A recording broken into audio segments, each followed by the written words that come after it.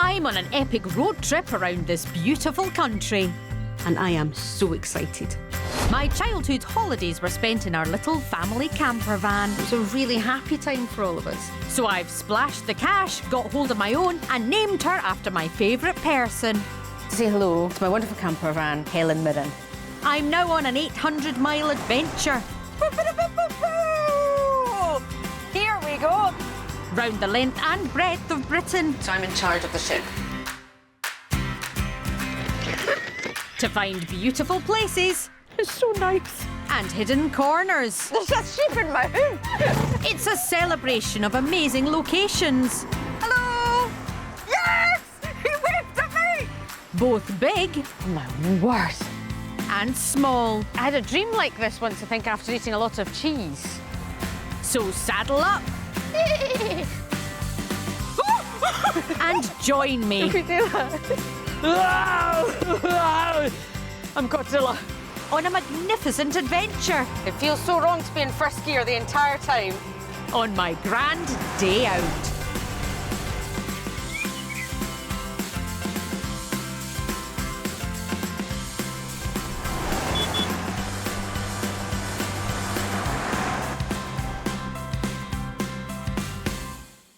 This time, I'm on home turf in the breathtaking Southern Highlands of Scotland. Very beautiful, isn't it? The colours are stunning. I'm all revved up I'm terrified. to see astonishing sights. Look at this! Unbelievable. I'll visit special places I feel like I've won a prize by getting across here. and discover intriguing tales. He'd annoyed them by writing secrets about the fairy folk. On an action-packed, You still there? You'll know if I'm not, you'll hear a large splash. Scottish adventure.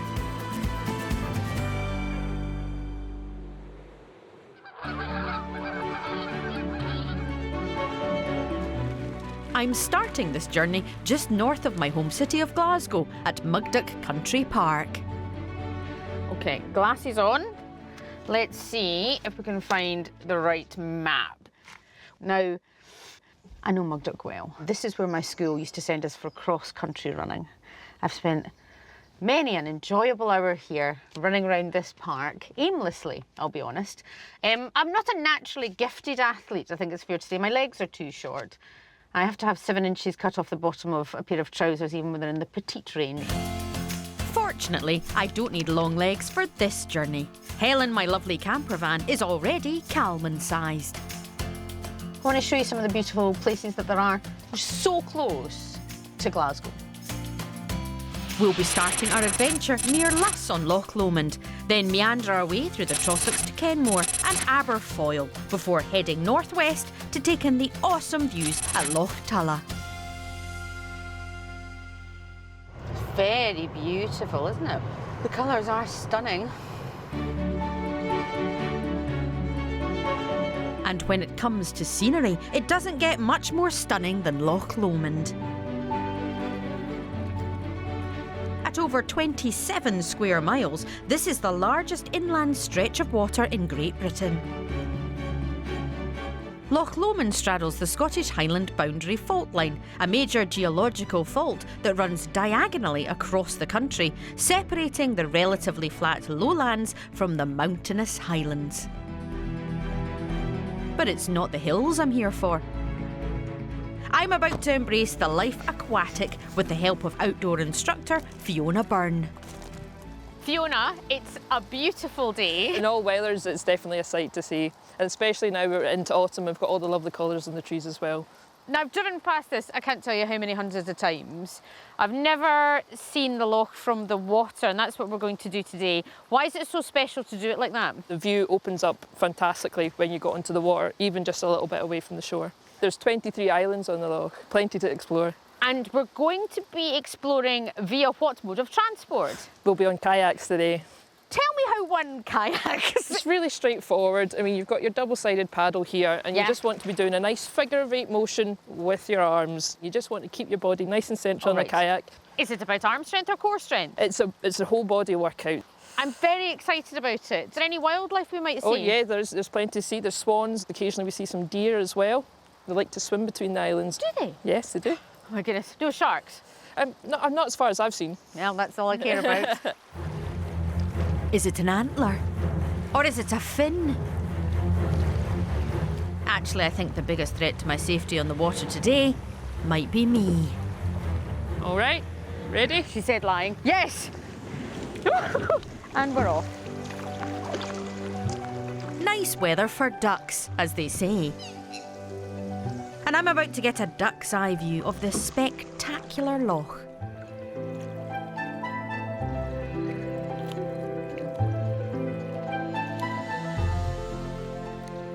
It's just absolutely gorgeous. And the rain doesn't matter, Not at all. does it? This is my favourite weather to be out in the water. Is this your favourite weather? Yeah, it's my favourite weather. Why? I love the sound of the rain hitting the water. Very soothing. It is very soothing. Look at all the mystery. Look over there, you can't see anything. I've been in a two-person kayak before, but it's a bit different having to do all the work for myself. I'm trying to use my core, Fiona. I'm trying to use my whole body. Use your whole body. My legs are too short, that's the problem. Despite my initial misgivings and short legs, I'm absolutely loving the kayak. You're doing very well. In fact, you could say I've taken to it like a duck to water. You're making it look very easy. I know I can laugh like a duck. And there's something about this that just makes me happy, particularly as I'm still afloat. Don't worry, I'm still here. You're still there? Good. I'm still, don't worry. Good. You'll know if I'm not, you'll hear a large splash. And a slight squeak. But the effort is all worth it for a different view on some of the best of Scotland. I'm going to stop for a second, because this is absolutely beautiful. The area around Loch Lomond is home to our own endangered temperate rainforest. These precious native woodlands contain many rare species and are regarded as globally important. It's like the forest and the water are melding into one. It's the most extraordinary thing. It's beautiful. And for all the years I've been coming to Loch Lomond, I've never seen it like this. Before. And this area of rainforest has an island called Inchmoan that wouldn't look out of place in the tropics. Well, I imagine it does when the sun shines. Do you see where the swans are over there? Just straight ahead of us. Yeah. There's quite a nice bay on the left there to have a little stop and explore it. Oh, really? Stretch your legs. Can we pull up here, Fiona? Yep. But that's easier said than done. Just drift in. There we go. I'll come give you a wee pull up. Yeah, it's just that just we're a bit. Wellington boots. Oh, Fiona! This is the best first canoeing date. This is absolutely amazing. So this island is uninhabited, right? Yes, this is Inchmoan, completely uninhabited. Occasionally by some deer. Oh my goodness, do you mind if I go and have a wee explore? Go for it. Okay, are you going to be Look, okay? I'll keep an eye on the kit. Oh, please do, otherwise I'm going to have to So we have a way swim to back. get home. This is brilliant.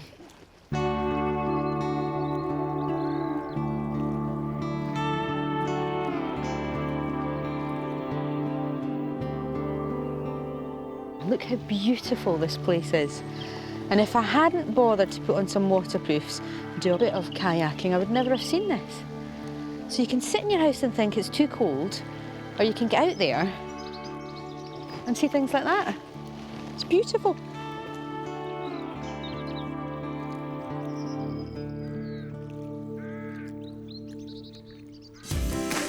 I'm making a spectacular journey in the stunning southern highlands of Scotland in my gorgeous little campervan, Helen. It's a beautiful morning. There's blue sky and everything. It's the kind of morning that's full of promise. They're lovely mornings. And for my first stop, I'm heading through the Trossachs to the pretty little village of Killen, where I'm told there's a sight that will sweep me away.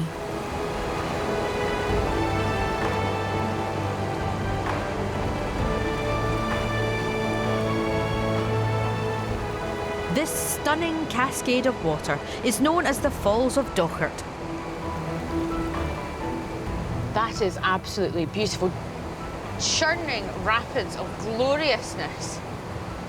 Now, this is the kind of thing which you need to stop and have a look at, because that is unbelievable.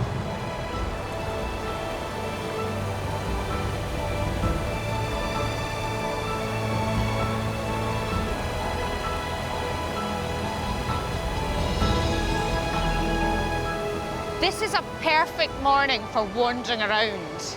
Cold and crisp and invigorating. Look at this! You can hear it before you see it. There's people down on the rocks over there. The River Dochart flows from the high mountains in the west into Loch Tay, which in turn feeds Scotland's mightiest river, the Tay. It's absolutely beautiful. What's really quite strange is it's right in the centre of the village. I'd like to see it a bit closer. Keys available from the Old Mill outdoor shop. Because I'm not going over that. I'll tell you that for nothing. I'm all for keeping active, but pole vaulting is taking it too far. So I'll have to get the keys from the lovely Shona. Hello. Hello. How are you today? I'm absolutely grand, thank you. I've just arrived. Yes. Saw the beautiful falls. Very nice. Saw a sign that said I could get through a gate if I got the keys. Here we are. There we go, great. These are the special keys. I don't need to answer a riddle or anything. No, we'll let you off with that today. While I'm here as well, can I get some postcards? Yes, Is that of okay? course. It's absolutely fine. Of the falls, I think. They're beautiful, aren't they? They really are. There's a little bit called the rock pool. Uh-huh. And it was before the days of health and safety, and we all used to pile home from school. No grown-ups. All put our cozies on. Uh-huh. Jump in this little pool called the rock pool. And go swimming in there? Go swimming, yeah. Wow. I might not do it today because it's slightly chilly today. It's hard to imagine swimming in such a raging torrent, but it's only like this when it rains a lot, which, of course, rarely happens in sunny Scotland. Got the keys? Oh, my word. Maybe I will need to pole vault after all. I mean, I feel this is very much a Tom Cruise and Mission Impossible type situation. I can't, right, okay, just give me a second. It's a very awkward, the padlocks are very awkward. Right. And we're in, and we're through. Ugh.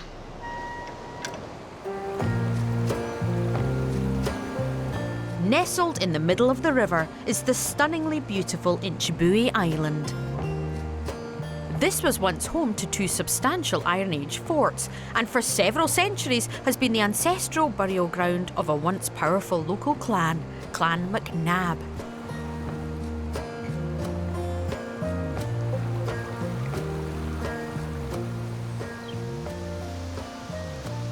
These are my absolute favourite types of places to find. The main road's just back there, and it just feels really secluded and peaceful. And it's one of those places you just need to take the time to appreciate, because it's so beautiful. But more than that, the noise, the calming noise of that raging water, and the colours around. Magnificent here, it really is. The Falls of Dochart lie near the western end of Loch Tay. And my next destination, Kenmore, is at the east. I've heard that there's a place where I can experience the Iron Age in a unique way. That's beautiful.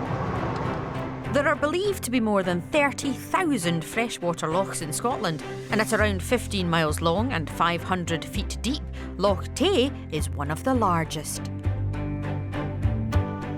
I always love driving alongside a loch at the same level as the loch, because it feels like you're driving on the loch.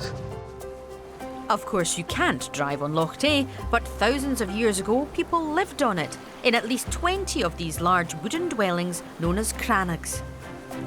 Let's have a wee stop here and see what's going on. That's the joy of Helen. Loch Tay is such a significant site of prehistoric settlement that archaeologists were able to reconstruct this crannog based on evidence they found in the loch. Hi there. Hi, how you doing? I feel like I've won a prize by getting across here. I'm Susan. My name's Rich. Welcome to the Crannog. Thank you. Do you want to come inside? I will do, thank you.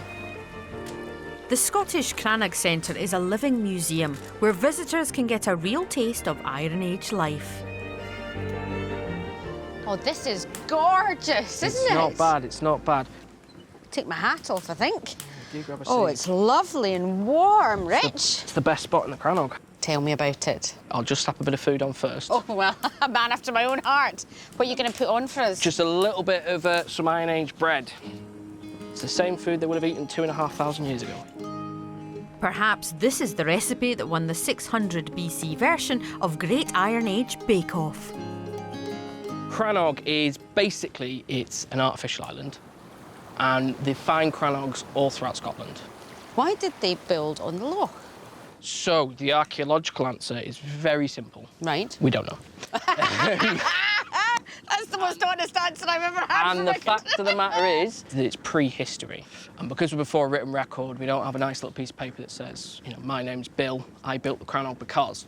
But what we can do is we can use all the archaeology that we've got, and the thing about Crannogs is they're so fantastically preserved because as people live on this, all the rubbish, all the waste, it gathers up underneath the stilts of the building, and we get bigger and bigger and bigger, and then eventually archaeologists come along 2,500 years later and find fantastically preserved stuff. So from that, what we can say is that we think there's kind of three main reasons they might have built the Crannog. Security, so you've just come across very carefully that walkway. There's one way on and one way off. And because we're out on the water, we're so visible. What a fantastic place to trade from, like the motorway of the Iron Age. And the last reason, which is my personal favourite, is why not. This building is a high-status thing. So that's my favourite answer, because this is clearly something that's taken a lot of time and effort. And when someone saw it, they'd go, ooh, like, you know, if you've got a fancy house, they'd go, that's a fancy crannog. People would have been amazed by it back then. You know, the size, the scale, nearly 1,000 trees used to build a single crannog. Wow. We never give credit to the people in the Iron Age for how skilled they really were. What would be happening in the different areas of this? The area just behind me near the door, that's actually where they prepared the food. So we found a huge stone used for grinding grain into flour. It's near the door, it's the lightest part of the building. The other area you could identify, which is slightly less attractive, is on the other side of the door, beautifully preserved after 2,500 years, were sheep droppings. OK. So well preserved, we could tell you that they were actually fed on whole grain barley, and we could tell you what sort of parasites they had. It's a fantastic bit of evidence for archaeologists. So there would have been livestock in here? You would have had a whole section of the building over there, absolutely full of animals. So how many people would live in here, though? At least 15, but it could be well up to 30 individuals. Blimey. A lot of people see it and think of it as a hut over the water, but actually it's a home. It was warm, it was cosy, and that life might have been hard 2,500 years ago, but it's not all bad. But they wanted the same thing that we do now, which is a warm fire, something to eat, safety, your family around you. That has not changed in those thousands of years. Let's see if Iron Age recipes taste as good as they smell. Can I have some of that bread, please, and that butter? Of course you can. It's just been sitting taunting me. Let's break some bread. Break some bread. As they would have. There we go. Beautiful. Is this butter homemade? It is. It's been homemade by today, just for you. Lovely. Very hot bread.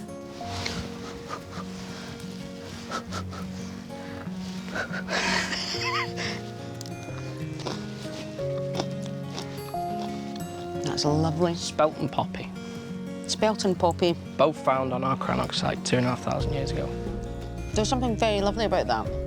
Eating the bread, the kind of bread they would have eaten. It is gorgeous, Rich. Around the fire they would have sat around. If your intention was to try and bring history alive so people understand more and get people excited, you have succeeded. Well, thank you very much. This is wonderful. I feel like we should break open some mead or beer. Well, they were making beer as well. Don't you worry about that. We got tons of barley. Cheers, Rich. It's always good to have an excuse to come back.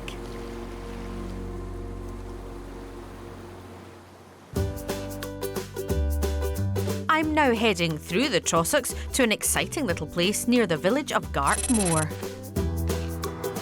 The Trossachs are said to be the birthplace of Scottish tourism.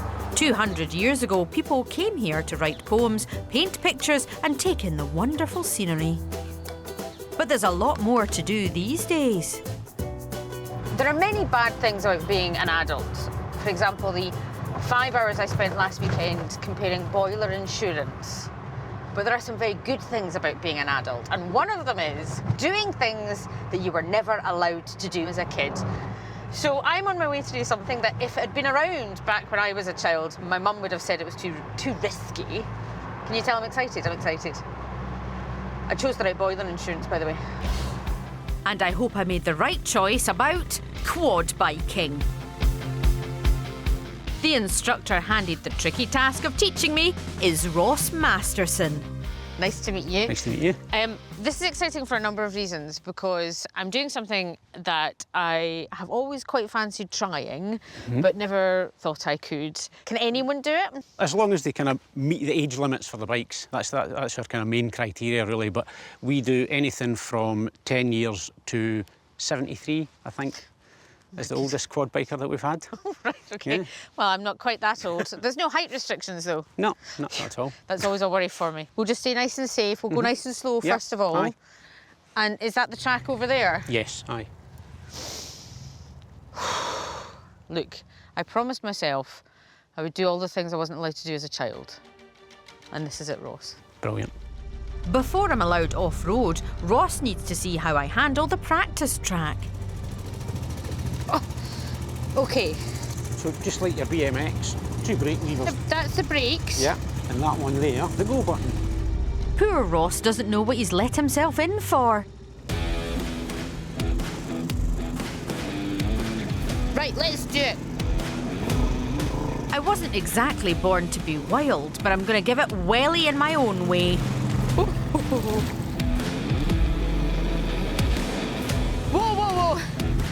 Plenty of thrills and thankfully no spills. Now it's time for the much more demanding off-road track. Oh my goodness, the bumpy bits are the worst bits. As if the steep hills weren't scary enough. Oh, There's an even bigger challenge ahead. oh, not as keen on this bit, guys. The seesaw. Just go on with it, Susan. That's how they do it when you're professional. I don't think I'm quite ready to take it up full time. There we are. But I'm feeling a lot more confident with every twist and turn.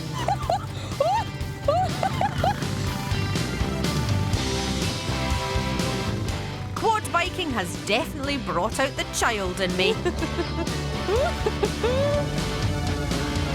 And next time, I'm bringing my mum.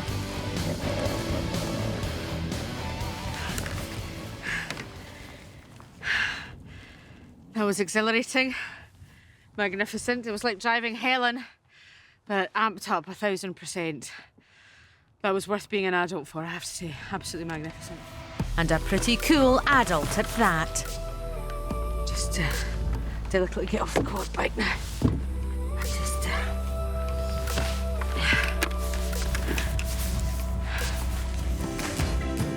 I'm in the gorgeous southern highlands of Scotland on a wet but wonderful road trip in my campervan, Helen. This is the kind of perfect road to drive Helen on.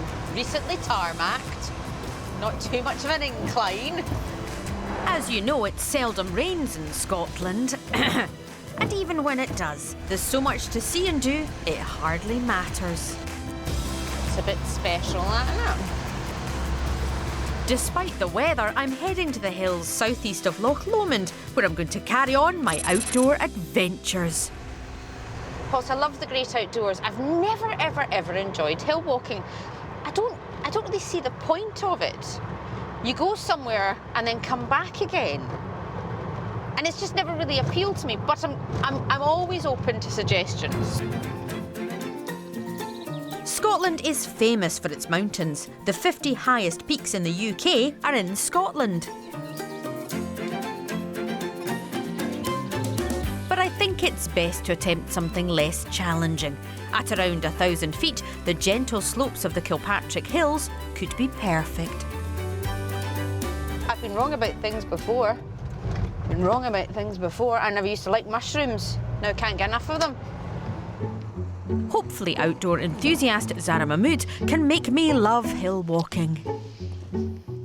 Hi, Susan. Hi, Zara, how are you doing? I'm good, thanks. How are you? Can I ask you, first of all, where are we going? The Wangy. The Wangy. It's part of the Kilpatrick Hills. I may have over-prepared. Do I need this? That's quite big, no. Walking poles. Necessary? No. Professional energy things. Snacks, fine. I've not got one. I mean, you've spotted the fatal flaw in my plan, that we're together, therefore we don't need walkie-talkies. Okay, let me put it like this. What do I need? Just on a walk like this, probably suitable footwear and layers. Maybe a bottle of water. Okay, let's go for a walk then, Zara, yeah? Apparently, on the right day, the views from the top are right up there with the best of Britain. I'm not certain today is that day, but I'm sure Zara will keep me right. You still there? Absolutely. Absolutely, I've not run away yet. The origin of the Wangy's curious name is lost in the mists of time. But as the large rock near the top is deeply cracked, it may come from the old Scots word wang for slice. And I'm glad I didn't bring everything from the van in my rucksack. I enjoy being outside though. It's really very lovely. It might feel lovely, but I doubt I'm going to see any view today. Hopefully Zara can tell me what I'm missing. Here we are, Zara. Beautiful day. Yep. What could we usually see? Ben Lomond and Loch Lomond round about there. That way? Yeah, yeah. I mean, it could be anywhere. It could be that way, couldn't it? I've done this before with friends where they've gone, oh, you've got to come. The view is spectacular. And then you end up and they go, no, I promise you, it's usually brilliant. But it's the chances you take with the weather, isn't it? Exactly, especially when you live in Scotland. I think it makes you a bit hardier. It's that resilience, isn't it?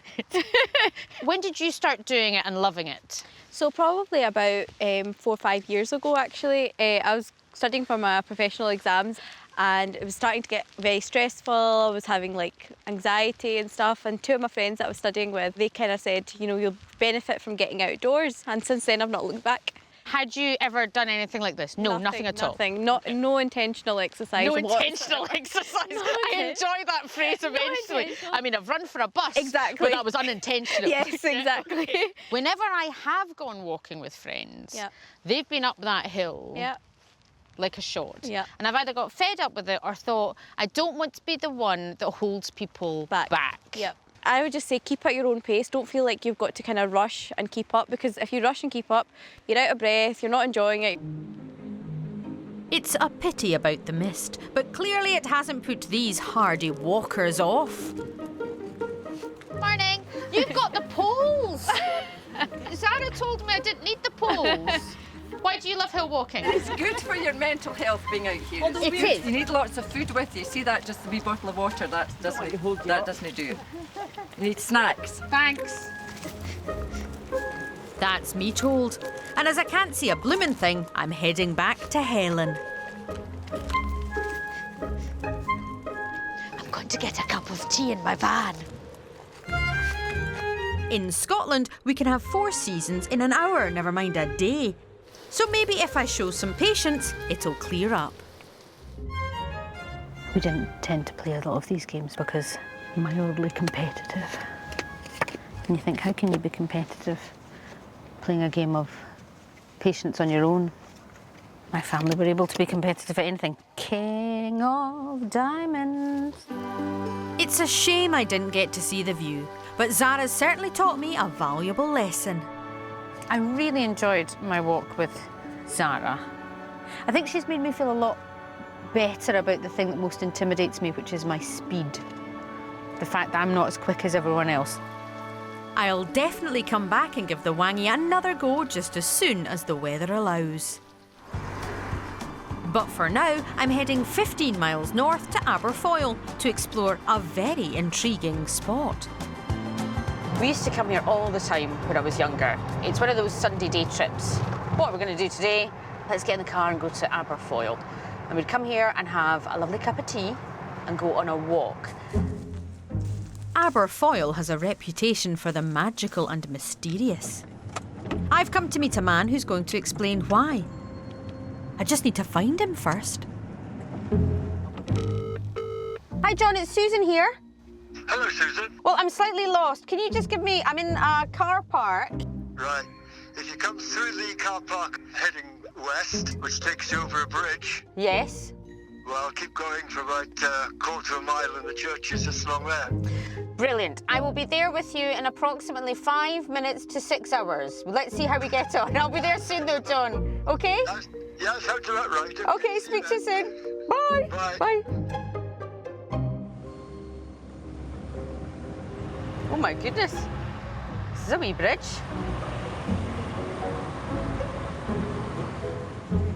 This may well take 6 hours. I can't see anyone. Oh no, Helen hates a three-point turn. Right, Helen. Okay, now we're okay. Come on, baby, sweet. Jesus. At least I'm getting lots of exercise. Oh, well done, Helen. And I get to see a bit more of Aberfoyle too. See if I can see him. At last, there's John. You come to check out the story of Robert Kirk then? I have indeed. The Highlands of Scotland abound in myths and legends with fairies featuring prominently. And like many 17th century Scots, the Reverend Robert Kirk was a fervent believer. Storyteller John Barrington knows his incredible tale. So Robert was brought up, been able to commune with the local fairy folk. Some people will think of Tinkerbell and Peter Pan as a fairy. What do they mean by fairies? An ancient race of people that kept a very, very low profile. Fairy folk are still here just now, aren't they? They're still around.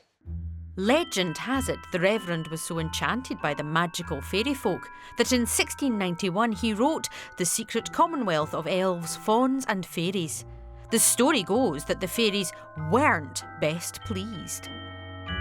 And on the 14th of May 1692, he walked this short distance to the bottom of the Doon Hill to make his nightly climb where he could have a panoramic view of the Highlands, and he never returned. So this is the mystery, and one of the reasons why Robert Kirk is still remembered, because of the disappearance. Did they ever find him? They searched assiduously for at least 3 weeks, and there was no sign of him. Until one night, one of his parishioners was busy working into the twilight when suddenly, in the deepening shadows, he realised he was not alone, because there stood Robert Kirk. He came back to say, essentially, that the fairy folk had taken him? Yes, they said he was a guest of the fairies. I'm just trying to understand why they would have taken Robert Kirk, why they would have done that. Because he'd written those treaties which had divulged their closely guarded secrets. So he'd annoyed secrets. them by writing secrets about them. But they took him away to stop him writing a sequel. As simple as that. So, John, I'm going to go for a walk myself around this area. Do you have any tips for me as to how to behave appropriately around the fairy folk? Oh, yes, don't let them hear you say you disbelieve in them. OK. That really upsets them. Is there a way of finding the spot from which Robert Kirk disappeared from? Oh, quite easily. It's a large clearing with a very large Scots pine tree right in the middle of it. That sounds well worth a look. See you later on. Cheers, Susan. I only hope I make it back. I'm on an enchanting adventure in the Southern Highlands of Scotland. Very gorgeous. I've come to beautiful Aberfoyle to learn about the legend of Robert Kirk. So I do remember this place now. His incredible story helped inspire the magical walk I'm taking. But this is the perfect time of year because the trees haven't lost all their leaves yet. And the colours are just absolutely so beautiful. Over the years, the site of Robert Kirk's disappearance has become something of a local landmark. People attach cloots, the Scots word for cloth, to the pine tree. It's an ancient Celtic ritual linked to healing, a tradition that persists to this day. I loved what John said about the fairy folk still living around here, because there's something pretty magical, I think, about woodlands like this, that you can imagine little things in the bushes. And they say, over there, that's perfect. You can imagine right over there that the fairy folk would be in that little glade. Sometimes I think it's always nice to believe in something a little bit different. So this is it. We've made it to the top of the hill, and this is the clearing that Robert Kirk apparently disappeared from. What's quite lovely up here is that you can hear things all around. And I think it's partly acorns dropping from the trees. But it also sometimes sounds like little footprints, little feet running around. In this magical place, it's easy to see why some people still believe in fairies. I know I do.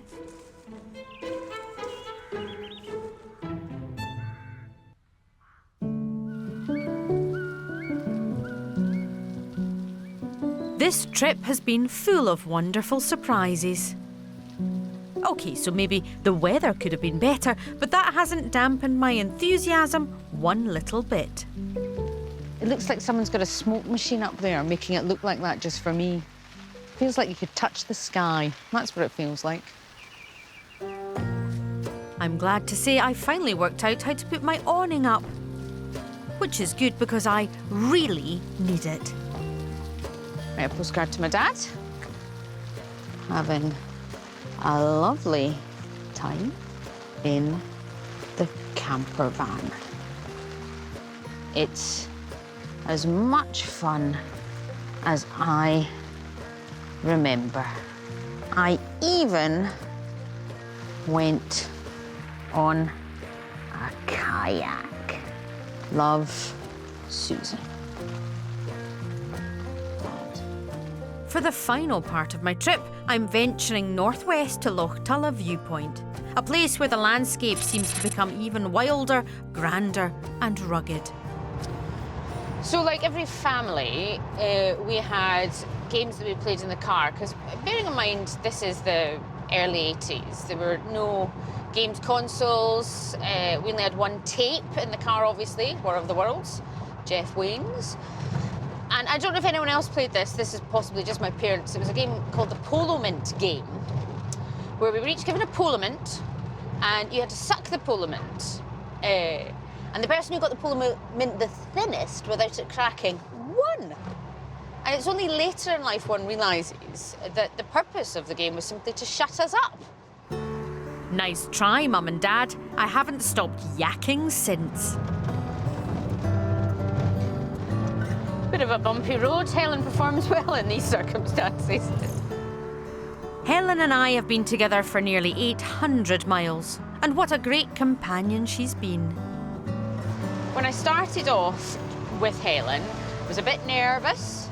I'm much more confident with the way she moves, the way she drives, what she likes, what she doesn't like. And she's been very useful when there's been the odd shower or two. So I feel like we've come a long way, baby. Haven't we, Helen? Honk, honk. And here we are at the final stop of my adventure, Loch Lomond. Its viewpoint looks south towards Glenorchy Forest, and it's a great spot to look back on all the incredibly scenic places I've been.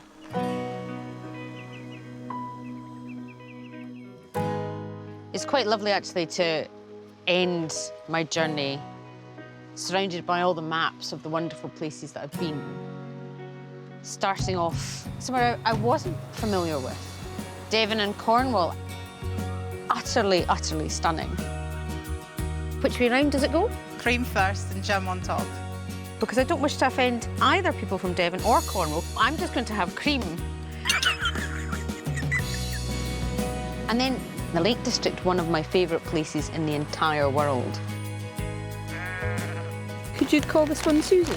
That's a boy, no. I don't mind. A Boy Called Sue. It's a very, very famous song. Oh my goodness, Wales. I spilt my cappuccino in the first hour of being there. Look at this, I need... Racing Helen down the beach. I'm gonna get above 30, I'm gonna get above 30, I'm gonna get above 30. Come on, come on, come on, come on. And then Yorkshire's somewhere I'm quite familiar with, but at the same time, I saw things I'd never seen before. I'm still confused, but I love it. And then the Cotswolds, the model village, love that. I'm Godzilla. It was picture postcard perfect, it really was. And then nearer to home, here in Scotland, I've done things I never thought I would do. It's like the forest and the water are melding into one. It's the most extraordinary thing. It's beautiful. I've had such fun. I've met such wonderful people. And that's what I love doing. I love meeting wonderful people and seeing glorious sights. I've only scratched the surface. For me and Helen, there are many more grand days out.